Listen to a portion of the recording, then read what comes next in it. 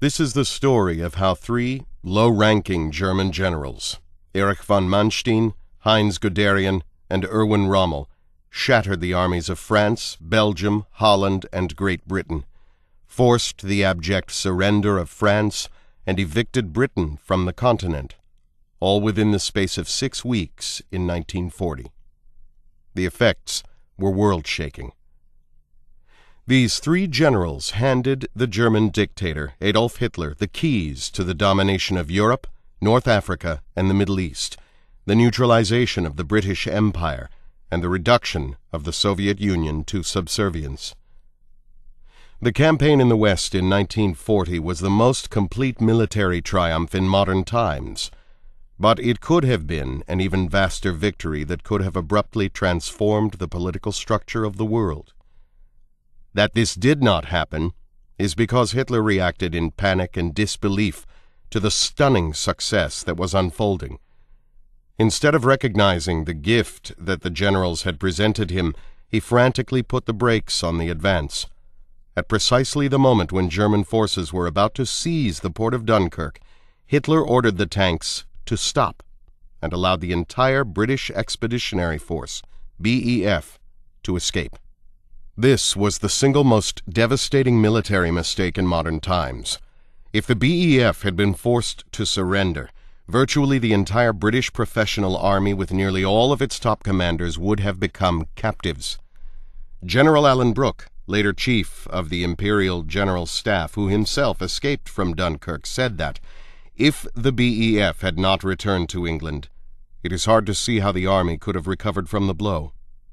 The British, with virtually no land forces, would have been almost as vulnerable to aerial invasion as the Dutch had been when German airborne troops seized the heart of Holland and forced its surrender in just 5 days.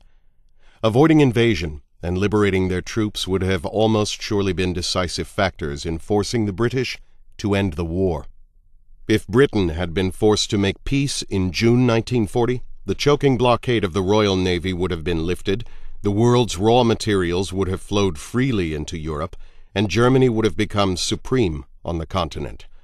It would have had the choice of attacking the Soviet Union without fear of its rear, or of so intimidating the Soviets that Joseph Stalin would have acquiesced to nearly all German demands. In other words, Germany would have instantly become the heart of a great European empire that could have dictated world events. Yet even after the gross mistake of allowing the British to escape from Dunkirk, Hitler still could have achieved a virtually invincible empire. Only a single understrength British armored division in Egypt barred him from occupying North Africa, Suez, and the Middle East. Seizing these regions would have forced the Royal Navy to abandon the Mediterranean, given Hitler unlimited oil, and placed German armies within striking distance of the Soviet oil fields in the Caucasus and along the shores of the Caspian Sea.